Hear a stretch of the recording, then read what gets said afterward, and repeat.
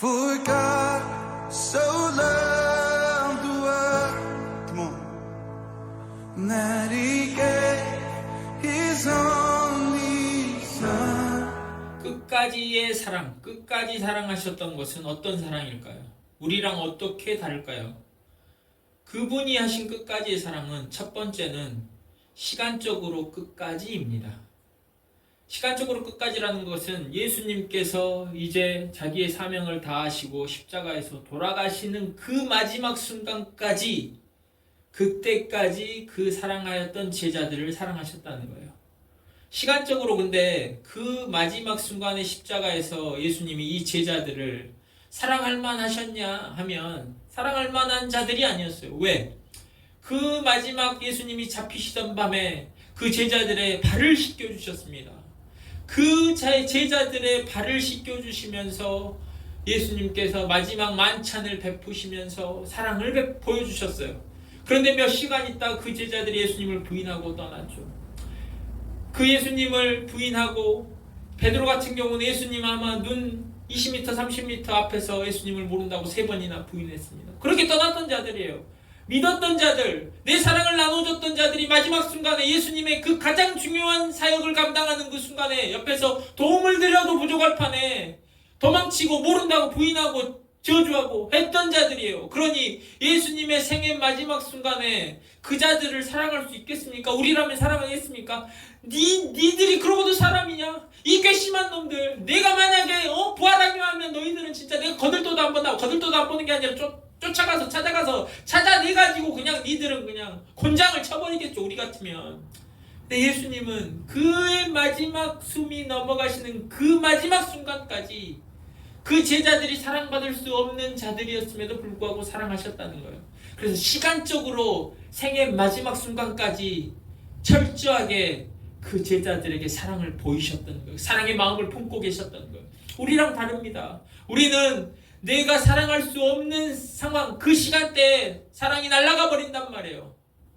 두 번째는 예수님의 그 끝까지의 사랑은 그 밀도가 아주 촘촘한 그 끝판왕의 사랑이에요. 아주 조밀하고 촘촘한. 여러분, 양적으로도 마찬가지입니다.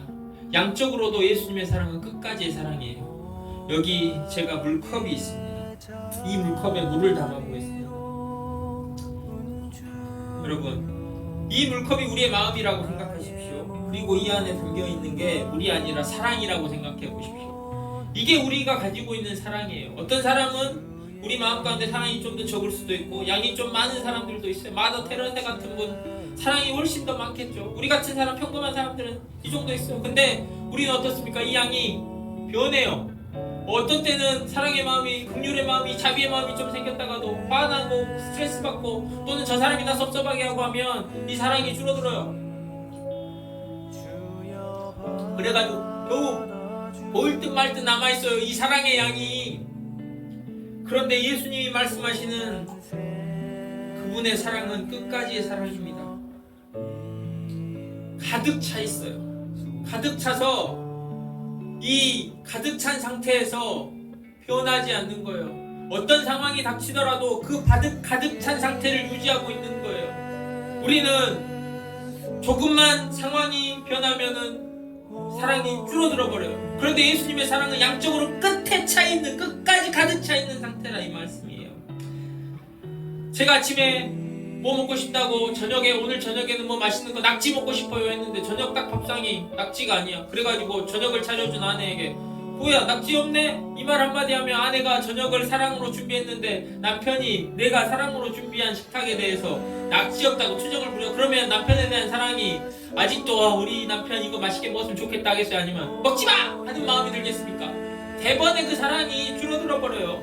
제 자녀가 만약에 제가 외출할 때 소파에 앉아서 아빠 다녀온다, 잘 공부랑 하고 잘 놀고 있어? 하고 갈 때 소파에서 핸드폰 들고 있었어요. 4시간 제가 외출하고 있다가 돌아왔는데 그때도 여전히 소파에 그대로 앉아서 핸드폰 보고 있어요. 그러면 사랑하는 아들 잘 지내고 있어? 처음에 나갈 때 그렇게 말해. 들어오면서 뭐라 했어요? 야, 너 아직까지 바로 그냥 화가 나가지고 내 사랑스러운 아들이 아니라 이런 화상하는 생각이 드는 거죠.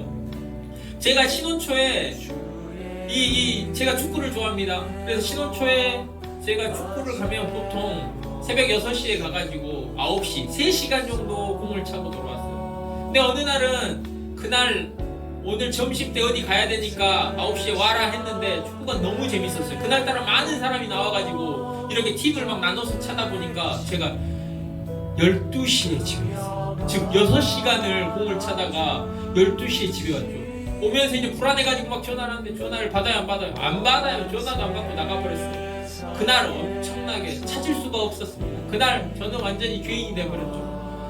신혼초인데 사랑이 막 깨소금이 막 쏟아져야 되는데 참기름이 뚝뚝뚝 고소함이 쏟아져야 되는데 그날은 완전히 실종돼버렸죠. 여러분, 신혼초에도 그 사랑하는 남녀관계에도 내가 그 3시간의 그 사랑의 양을 넘어서 버리면 순식간에 그 사랑의 양은 줄어들어 버려요. 그런데 예수님이 제자들을 사랑하시는 자들을 향한 그 사랑은 변하지 않는, 이 양이 뭔 상황에 따라서 이런 줄어드는 사랑이 아니라는 거예요. 기억하십시오. 그분의 끝까지의 사랑은 시간적으로, 양적으로, 질적으로 가득 차 있는 상태예요. 그 상태에서 변함이 없어요. 내가 예수님에게 잘못했을 때도, 내가 충실히 예수님을 따르지 않았을 때도, 내가 심령 부인했을 때도 예수님은 나를 충만함으로 사랑하십니까?